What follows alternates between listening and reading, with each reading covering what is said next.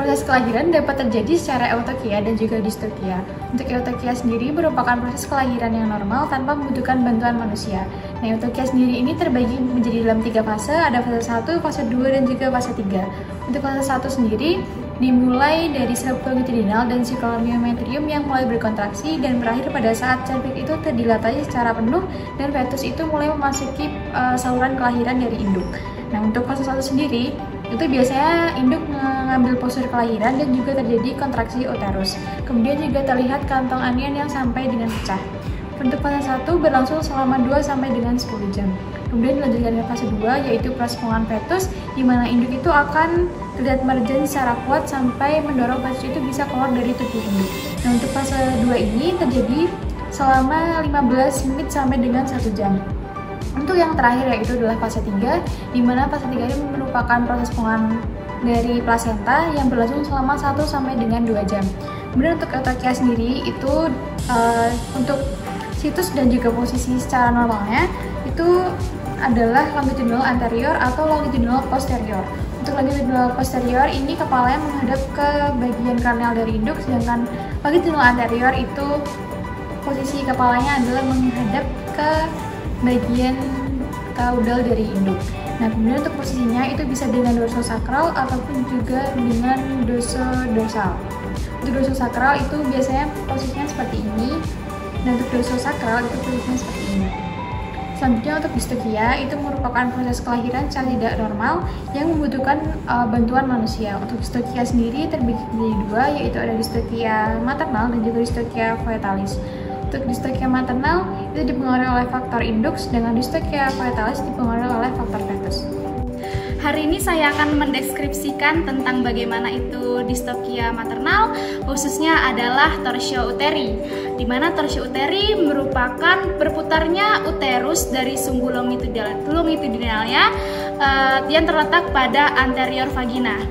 Penyebabnya bisa bermacam-macam, seperti kalau misalnya sapi itu sering digembalakan, atau sapi itu terjadi adanya trauma dan kurvatura mayor sapi itu pada uterusnya terlalu besar, atau karena sering sapi itu untuk melahirkan. Selanjutnya, ruminansia itu dengan kebuntingan yang free martin atau kembar itu jarang terjadi adanya torsio uteri. Nah, untuk torsio uteri sendiri terdapat derajat-derajatnya, di mana ada derajat 90 sampai 180. Untuk torsio uteri yang sempurna itu lebih dari 180 derajat, dan torsio uteri yang tidak sempurna itu di bawah 180 derajat. Kemudian gejala yang terlihat adalah anoreksia, adanya konstipasi, detak jantungnya meningkat, pernafasannya juga ikut meningkat, lalu suhu tubuhnya menurun. Diagnosanya bisa dengan dilakukan palpasi rektal, di mana kita akan merasakan, contohnya di sini kita akan merasakan pilinan dari vagina yang terbentuk secara spiral. Nah, untuk treatment yang bisa dilakukan adalah dengan palpasi pervaginal. Jadi kita bisa melakukan palpasi pervaginal di sini dan kita bisa melakukan rotasi. Selain itu, kita bisa dilakukan rolling pada induknya atau dengan pembedahan. Baik, hari ini saya akan mengilustrasikan bagaimana cara rolling untuk mengatasi torsio uteri. Nah, ibarat ini adalah induk dari si pedet. Kita posisikan dengan rebah lateral. Nah, ini kita posisikan dari beberapa orang. Lalu kita rolling atau kita putar ke arah searah jarum jam. Berarti segini, seperti ini. Nah, dipastikan untuk perputarannya itu hanya sekali, jadi tidak ada berputar bolak-balik, dan biasanya kita bisa putar sekitar 2 kali atau 3 kali. Nah, untuk penyebab distokia maternal yang lain adalah adanya kekurangan tenaga untuk mengejan pada induk, di mana kekurangan tenaga untuk mengejan ini disebabkan oleh 2 faktor, yaitu inersia uteri primer dan inersia uteri sekunder. Inersia uteri primer itu tuh disebabkan karena adanya kekurangan hormon yang mengakibatkan gangguan pada sistem adrenergik yang bekerja pada myometrium. Nah, di myometrium itu ada sistem adrenergik yang bekerja kan. Kalau misalkan di myometrium itu sistem adrenergiknya itu kekurangan hormon, dia akan mengalami gangguan.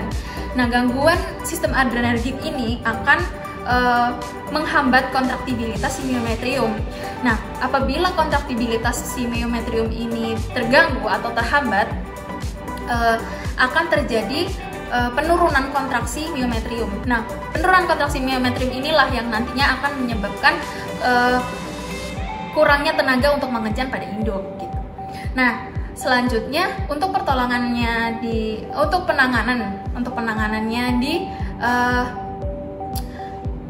terjadinya inersio uteri primer ini itu dilakukan dengan membantu pengeluaran fetus. Jadi fetus itu apabila tidak ada tenaga untuk dikeluarkan, fetus itu dapat dikeluarkan dari uterus dengan menarik fetus dengan tangan yang sudah steril yang dimasukkan dari vagina langsung ke uterus untuk membantu fetus itu keluar gitu.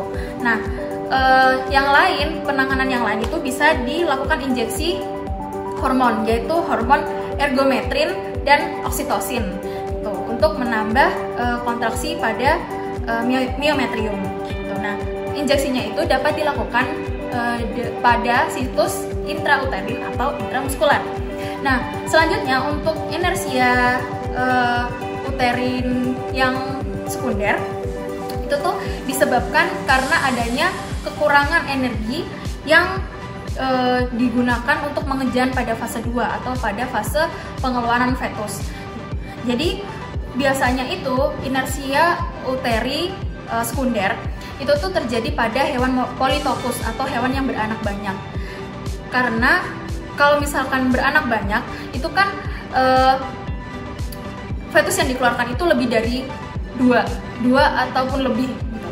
Nah, saat pengeluaran fetus kedua atau fetus-fetus yang selanjutnya itu bisa terjadi pengurangan energi pada induknya gitu. Nah, bisa juga terjadi pada hewan monotopus atau hewan yang beranak satu apabila terjadi kesalahan pada posisi letak atau habitus pada fetusnya itu. Nah, pertolongannya itu sama. Kalau misalkan fetusnya itu masih lahir, jadi kondisi fetusnya itu masih lahir, setelah dicek itu bisa ditarik menggunakan tangan yang steril dan masuk ke vagina hingga ke uterus untuk menarik untuk membantu mengeluarkan si fetus. Itu apabila fetusnya masih hidup. Nah, apabila fetusnya itu sudah mati, dilakukan seksio cesarean. Seperti itu. Assalamualaikum warahmatullahi wabarakatuh. Saya Hafiz Muhammad dari kelompok B5. Saya akan memberikan penjelasan mengenai distokia maternal yang dapat dialami oleh sapi. Yaitu selain yang telah disebutkan oleh teman-teman saya, yaitu ada penyempitan saluran kelahiran akibat ketidakseimbangan hormonal sehingga serviks tidak dilatasi sepenuhnya.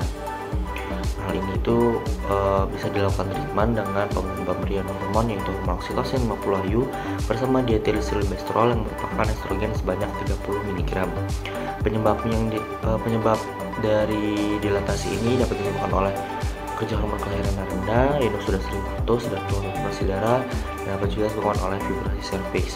Apa itu fibrasi serviks? Fibrasi serviks itu adalah kondisi ketika sapi yang sebelumnya pernah mengalami distokia dilakukan pertolongan dengan traksi, kemudian terjadi luka pada serviks itu sendiri, kemudian sembuh, dan itu akan bisa menyebabkan fibrosis serviks.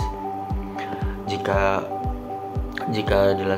pemberian obat atau treatment itu tidak dapat memberikan kesembuhan pada sapi, hal terakhir yang dapat diberikan tindakan lain adalah operasi sesar. Operasi sesar merupakan pengeluaran fetus dengan insisi melalui dinding perut dan uterus.